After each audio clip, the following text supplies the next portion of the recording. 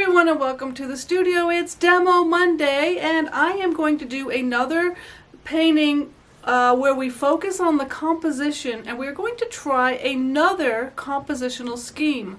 And so far we have visited several, the L, the compound curve, the circle, the steelyard, and I want to end with a composition scheme that I rarely use, but it could be really a fun and very dramatic scheme to use. So before I get started with that, let's just recap. What is a compositional scheme? It's very simply the way that you arrange the elements in your painting to help lead the viewer through the painting. And they are tried and true arrangements that tend to work really well at creating visual pathways for your viewer.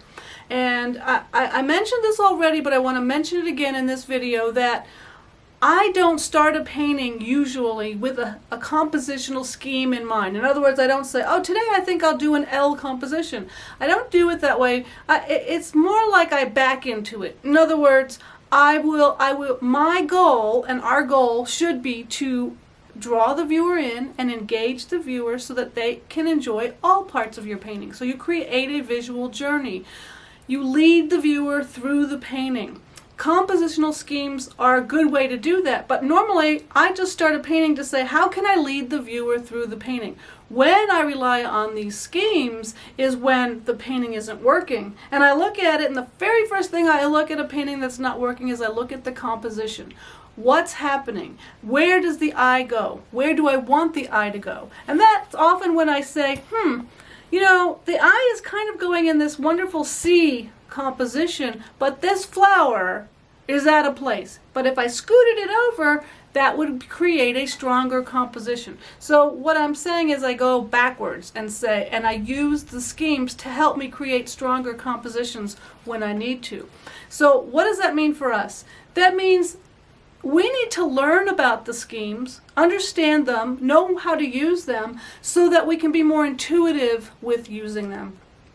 You've probably heard the phrase, tuition leads to intuition, meaning we need to learn, we need to study, we need to practice so that we can become intuitive with the knowledge. And that's what it is about schemes.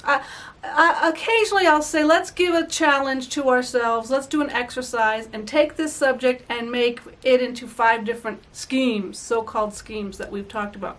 But usually I don't, that's just practice exercise, but usually I design the painting with the viewer in mind, and if it falls into a scheme, great. If it doesn't, but it still works, that's perfectly fine. So you don't have to be totally reliant on a scheme.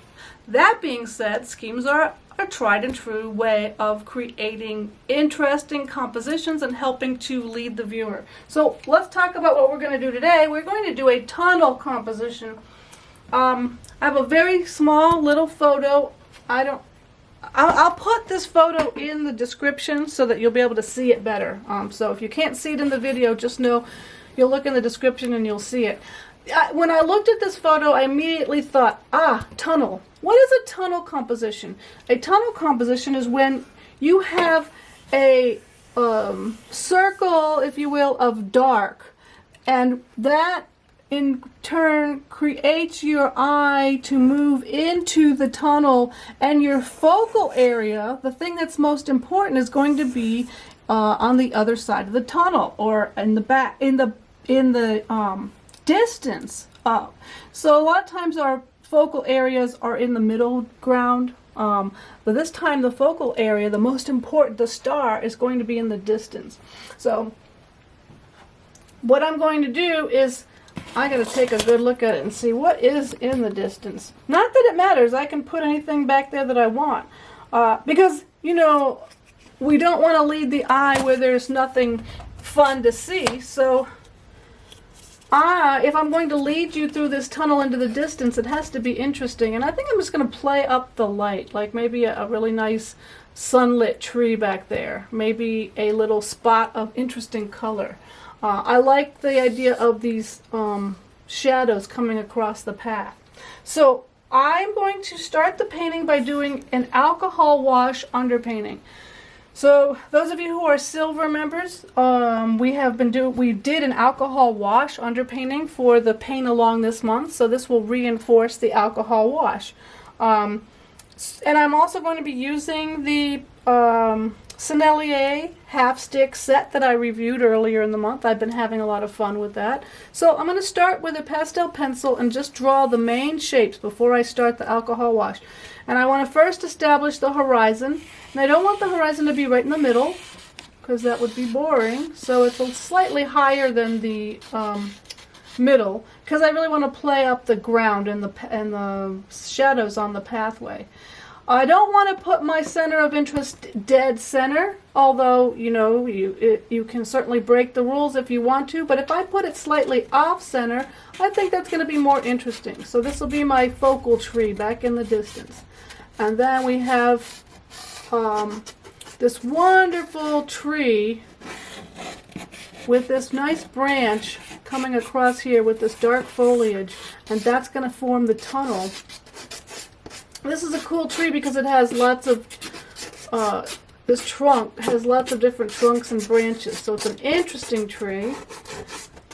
We have our pathway, and I think that, you know, for a little bit more interest, why don't we give a little bit of curve to the path? The path is straight ahead, you know, like coming right at us, but we can curve it just slightly, and I think it might be a little bit more interesting. I do like how it gets wider as it comes to the foreground. Now, how are we going to create the tunnel? We do have one dark tree standing up right over here, but I think we're going to have to really intensify the dark and the shadows on the path to really totally get that tunnel feeling. And then what about this area over here? It's so light. Will this light tree detract from the tunnel effect? And I'm afraid that it might. So why don't we just make another darker area? And that way we'll get a full circle tunnel. Degas told us that even in front of nature, one must compose. And that's exactly what I'm doing when I'm looking at this photo. I'm trying to come up with a more interesting composition, a stronger design, and by kind of enclosing the darks to make it more of a complete tunnel, hopefully I'll have a stronger composition.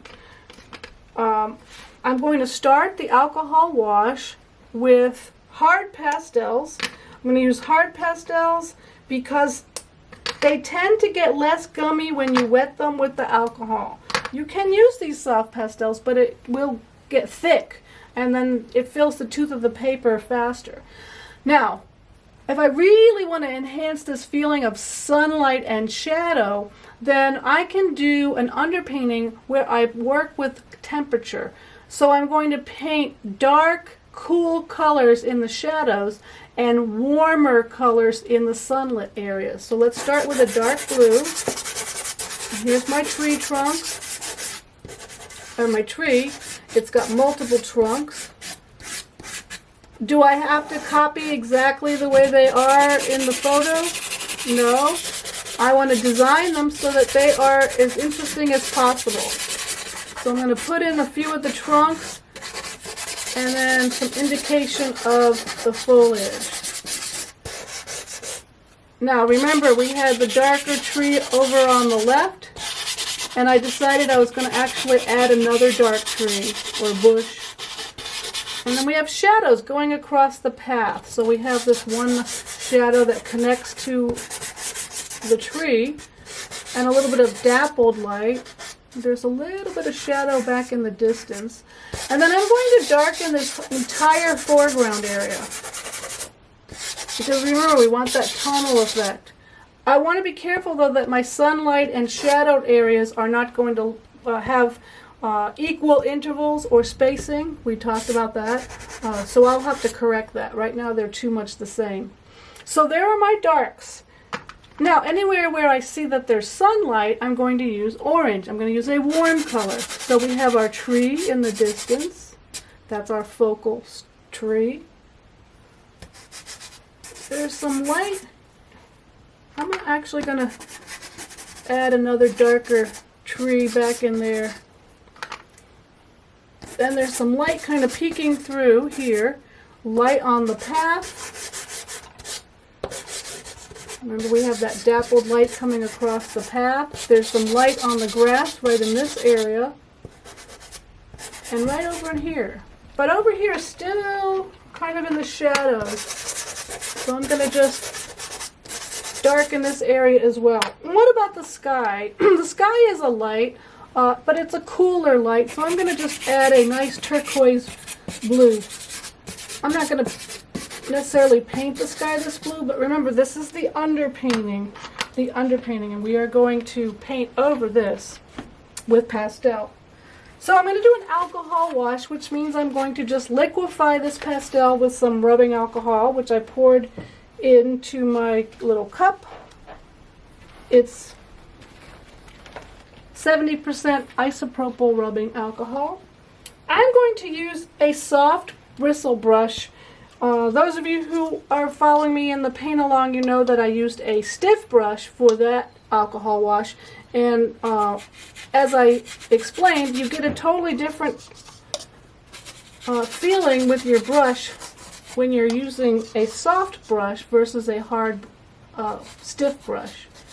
So I'm going to first liquefy the lighter colors first, which is the orange, the warm. Now with the alcohol wash, you want to allow some dripping, because that's the beauty of doing the wash, is to get those kind of unexpected happy accidents. But if you get this, and by the way, I didn't say this, but I'm working on Uart paper, and it's not mounted. So if I get this paper too wet, like if I saturate it, it will have a tendency to buckle because it's not mounted. So I'm trying to be careful to not get the paper wet all the way through. And I know sometimes, we get carried away and we're a little bit too liberal with our liquid, like I just was, and we get the paper too wet, and that's when it tends to buckle. If you have paper that buckles and you're doing a painting, you can just put it underneath some heavy books overnight, and that usually flattens it out. I know it's not fun because we get anxious to paint, we get excited to paint, and then to have to wait is frustrating.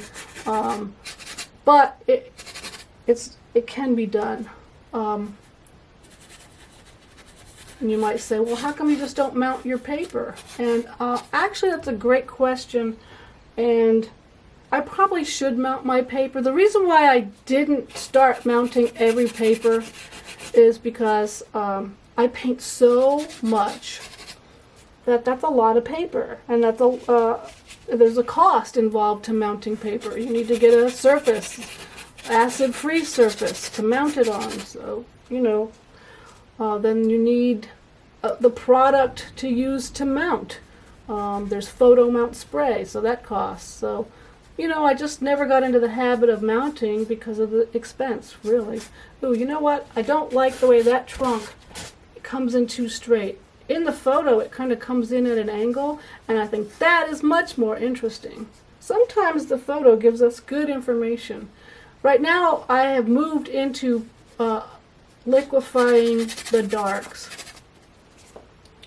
So I'm just going in and scrubbing in all of the dark areas. Remember, this is just a framework for the pastel. It may be that we let some of it peek through. It may be that we get some interesting drips that are fun. I think I had someone once ask me, why do you bother doing the wet alcohol wash or water or any kind of wet wash? Why bother if you're going to cover it all up? And I think part of it is, my answer to that is, sometimes you get some really cool things that you could not have gotten if you didn't wet the pastel. So that's fun, something to respond to. And the other thing is, it allows you to get into your subject without worrying about it being perfect, right? We remove the pressure and we get started on a painting, and we don't have that fear of the blank paper because we're just having fun. If it doesn't turn out, we can certainly cover it up. It's just a fun way to start a painting. You can still see that my brain wanted to organize those shadows across the path. And no matter what I did, they wanted to line up. So I am going to have to really work at that when I start with the pastel. Also, my path kind of is a little wonky, so I'm going to have to work on that too. So you might be looking at this underpainting and say, wow, that's kind of a mess of stuff. But the main thing is it is showing me the dark tunnel and where the light is going to be. And I think it will, for that reason, it's going to work as an underpainting. So far it's not doing any buckling. I have it taped on all corners and in the middle. So we're going to let this underpainting dry, and then we're going to come back to it and start painting with the pastel. Alright, I am back. It is dry. I would say it took probably 10 or 15 minutes to dry, and I'm pleased to say that it did not buckle at all. So I know that sometimes we have problems with the Uart paper buckling when we do a wet underpainting if it's not mounted, but if you are careful not to saturate the paper, not to be so liberal with your liquid, then chances are it's not going to buckle. So I can get started on this right away. I don't have to put it under books. Now, usually when I approach a wet underpainting, I look at it and I say, is there anything that happened as the underpainting dried that is really interesting and that I want to really preserve? It might be a color, it might be an interesting drip, and sometimes you get some cool things happening, and sometimes it's it's just an okay underpainting. And I'm going to call this just an okay underpainting. Nothing spectacularly interesting happened. But what it did do is it gave me a roadmap. And doing the liquid part, I could have done it as a dry underpainting, but the liquid part sometimes leads to really cool things happening. But you just never know what you're going to get. So if I cover it up completely, it won't be the end of the world. But having some of it peek through would be nice. And the good thing is that I've covered up the very light paper, and that's what can be distracting. So if you're working on light paper and you don't do some sort of block in or underpainting, that white of the paper tends to be distracting when it peeks through, whereas a middle tone, or if you tone the paper a different color, that tends to unify the painting rather than be a distraction. So the first thing I'm going to do is going to reinforce all of these same areas. I'm going to actually use the same pastels that I did for the underpainting and just give another layer. I'm going to work with hard pastels for a little bit longer than I normally do, because I know that the what am I trying to say? The Sennelier pastels that I'm working with, I know how super soft they are and how they can readily fill the tooth of the paper if we're not careful. So if I can start by layering some harder pastels, I have a little bit more leeway. Alright, so I just reestablished the trunks a little bit better. I'm going to put in a few indication of some of the smaller branches as well. That's going to help me determine where I'm going to put foliage and sky holes. I'm going to ground the tree by darkening this foreground area, and I'm going to go ahead and work on the tree first. So I need to darken all of this indication of foliage. I'm using the side of the pastel stick just to get a broader coverage, and I'm using a light touch so that I can still see the underpainting colors peeking through. If I can preserve a lot of that underpainting, it will actually be more interesting. Where else was it dark? Well, we had some dark bushes on the left side of our painting, and we had some shadows coming across the pathway. Now remember, I had an issue with my shadow shapes being not very interesting, so I'm going to try to create more interesting shadow shapes as I add the pastel. And I'm going to throw a shadow across the distant path.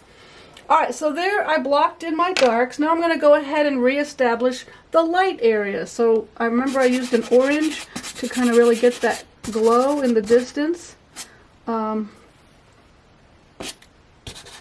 We have some light on the pathway. Again, this is where I can kind of refine the shadow, the light and shadow on the path. I did a whole unit of study on painting light and shadow. I might have already mentioned it, I don't remember. I will put a link to that.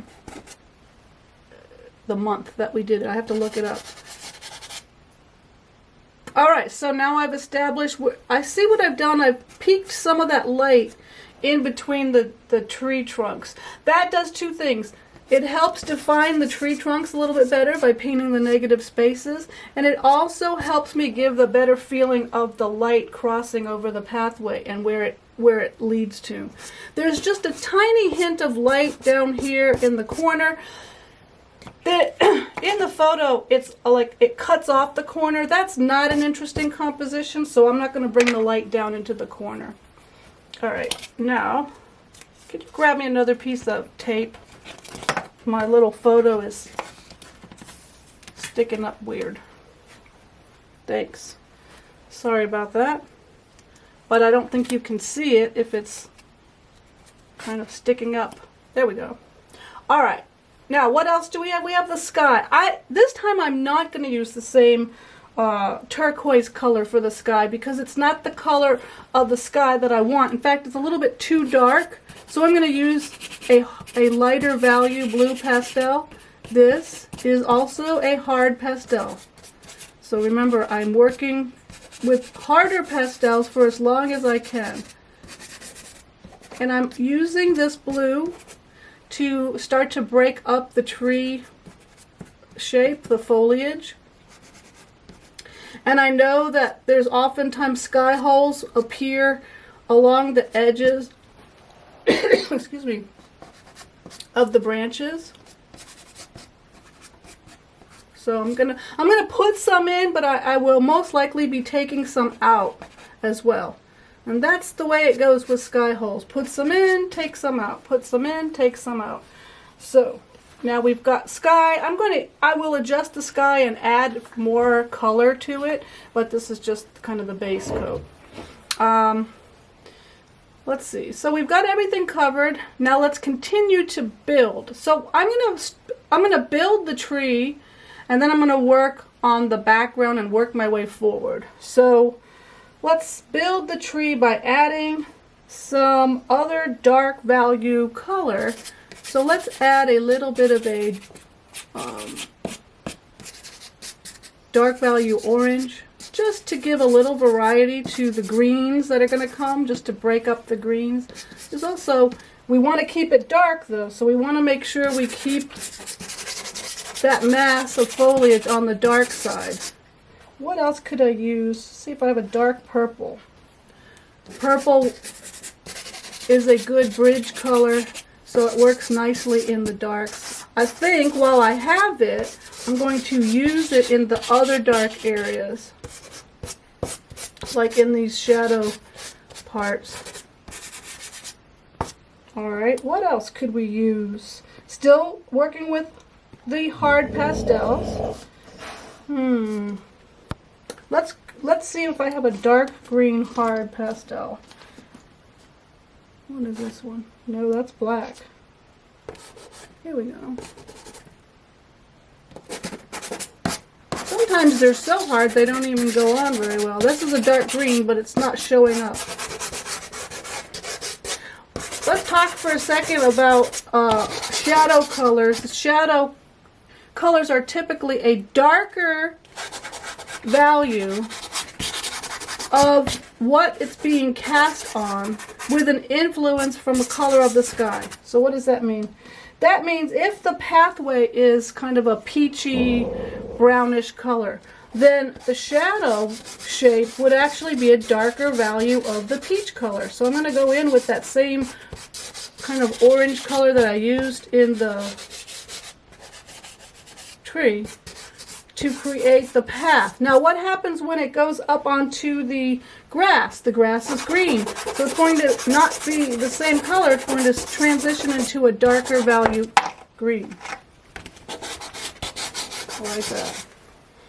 And it also has influence of the sky, so that means if I could scumble a little bit of blue over our shadow, because the sky has blue in it, then that gives a shadow that looks much more interesting and alive than if I had gone in there with just black or dark gray.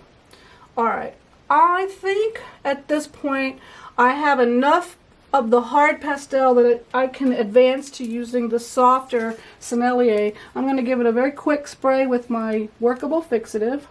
Why? I want to darken the darks a little bit more. And I can get better feeling of texture once I start layering the pastel. So let's start with the tree. Now I'm using the Sennelier, so I'm going to start with the darker blue very lightly. A light touch is the right touch. The reason why I want to make sure I have a light touch is so that I can get as many layers as possible. Using the dark blue. There's little, these trees are dark, but remember what is the composition again we're trying to do? Is the tunnel. So we need these to sort of connect. Not exactly, but sort of connect. And then we also need the pathway to connect. So that we are creating this tunnel. Alright, so there's the first layer of green. Now I know I have a dark value green in this set, so I'm going to go ahead and add some green to my tree, my foliage. Now remember, this tree is in the shadow, so it's quite dark, but we're going for drama, remember? Where else is it dark? There's some dark. I'll probably darken that even more where it comes into the light. This bush is dark. And I also added another dark bush, but I actually want it to be slightly behind. So I'm going to use just a hair lighter. Remember, it's on the outskirts of my painting, so it's not all that important. It doesn't have to have a lot of detail in it. And a little bit of dark green in the grass. Alright. Let's work on... before I forget, I want to add a little color to my tree trunks. Yes, they're dark, they're in the shadow, but it wouldn't just look dark blue, so I'm going to add a little reddish brown in there.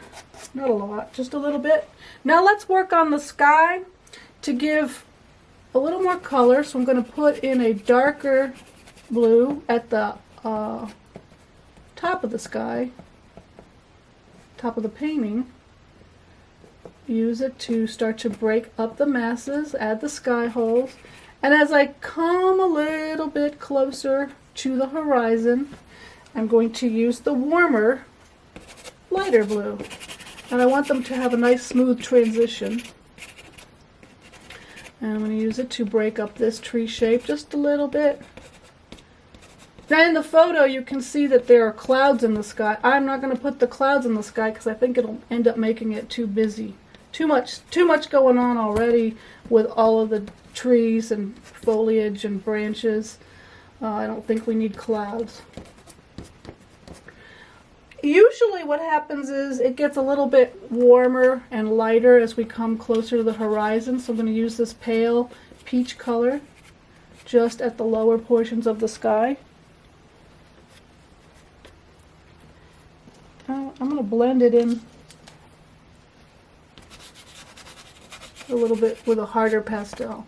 I've talked about this before, the ability we have to take a hard pastel and use it as a blending tool.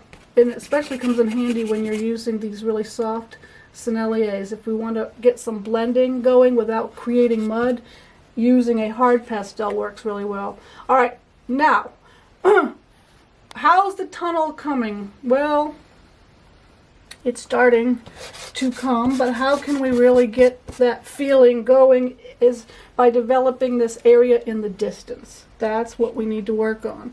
So I'm going to use some of the warmer greens. Now, you might be saying, oh, but how can you put warm greens in the distance? Doesn't aerial perspective say that we need that things get lighter and cooler and duller and fuzzier? How could you have a warm color in the background? And here's my answer to that is we don't need to have all of those things, right? Warmer, lighter, cooler, duller, fuzzier. We don't need all of those things. So if we're going to use a warmer color, what do we need to do? We need to make sure that we have accomplished some of the other elements that help create depth. So we can have it fuzzier or less detailed. We can have it lighter, a lighter value, right? So there are other ways that we can achieve the feeling of depth. We have to use a warm color in the background. And in this case, we need the warm color because we want that feeling of the sunny glow. And I have this kind of really nice peachy color just to kind of hint at some of that warmth on those bushes back there. The other way that we can really make this come alive, I know I lightened it already, but we might need to come back with the blue just to give that nice warm, cool contrast. So that way it seems even warmer. All right, so there we go. We might need to darken it slightly at its base, just a little bit. Let's sneak some of that middle value green along the pathway where it's not lit. Also, notice that I had some sunlit green over behind the trees. So I'm going to just cover the orange with a little bit of green. The orange acts as the warming factor, but it actually needs to be a little bit more green. All right. Let's add some of this middle value green, kind of in the middle.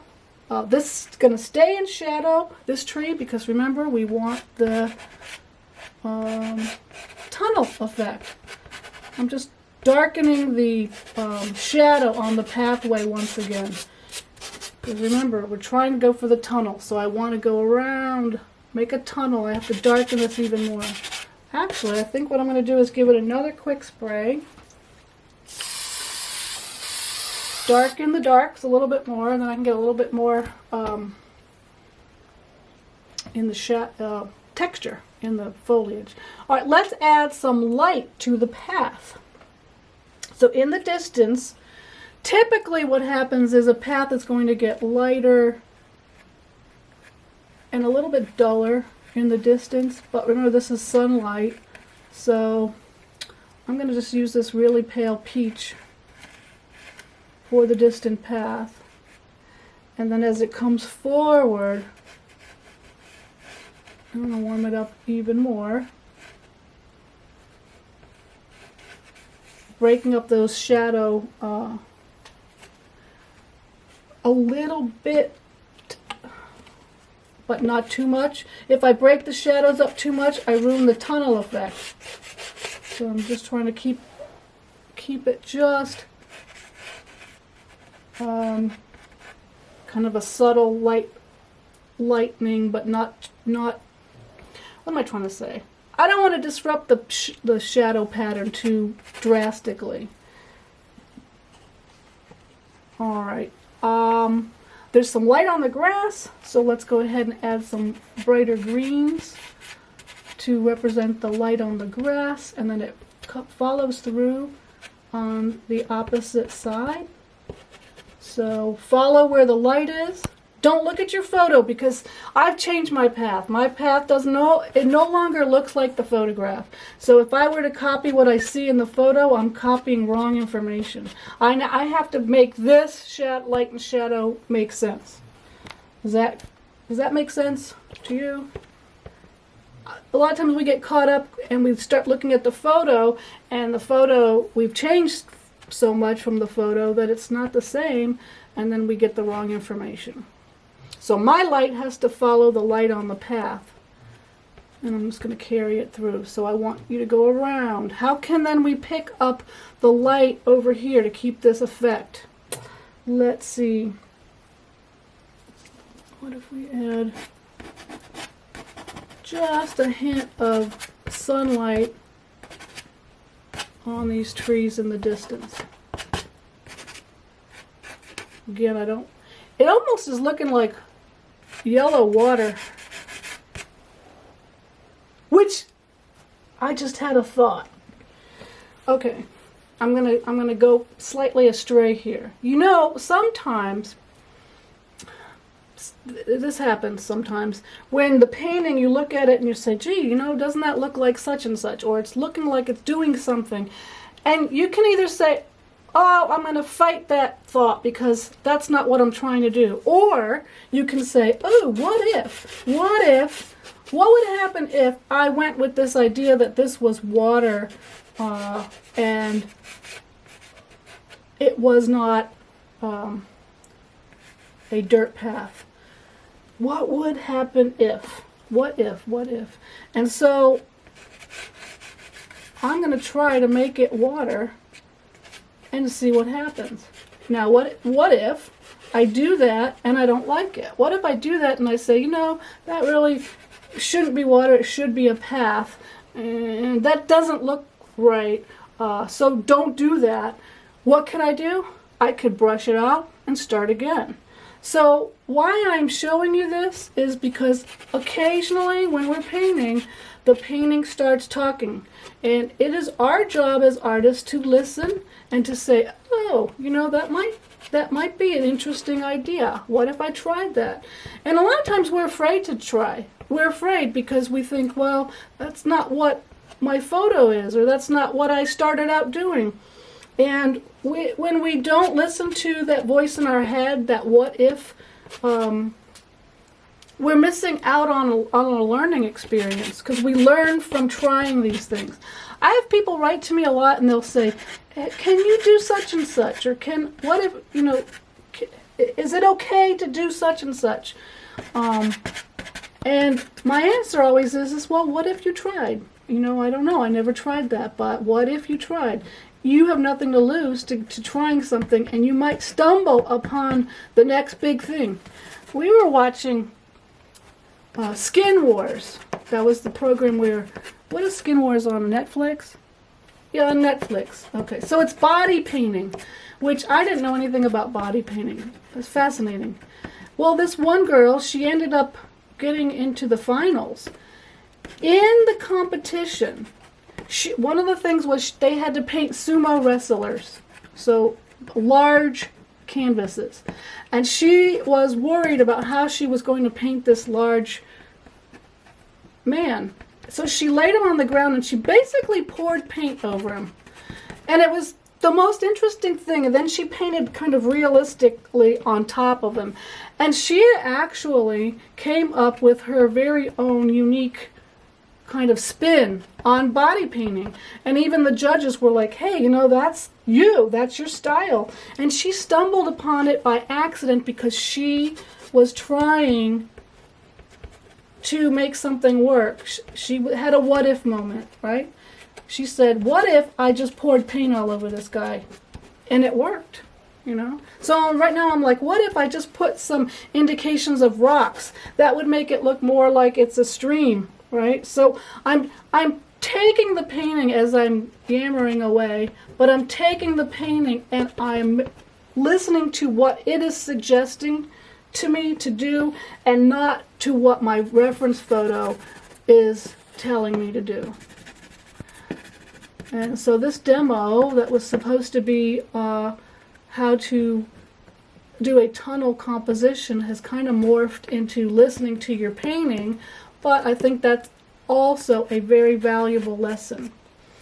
So as I'm talking, you can see that I'm just kind of randomly making marks. There's a funny thing that I noticed. Sometimes I will be on the phone with my mom or my daughter, and I'm painting, so I like, you know, I don't want to stop painting, so I'll just keep painting as I'm talking. I am not really paying attention to my painting.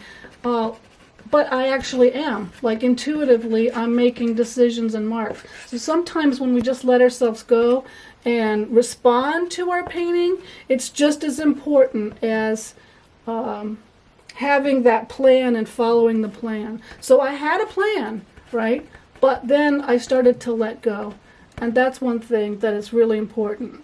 You make a plan so that you have a roadmap to follow, but don't be afraid to kind of veer off of your plan. So I'm just kind of making some finishing marks just to kind of complete the, I have 5 minutes, just to complete that visual pathway. That mark there might be a little too intense, so I'm going to knock it back a little bit with a harder pastel.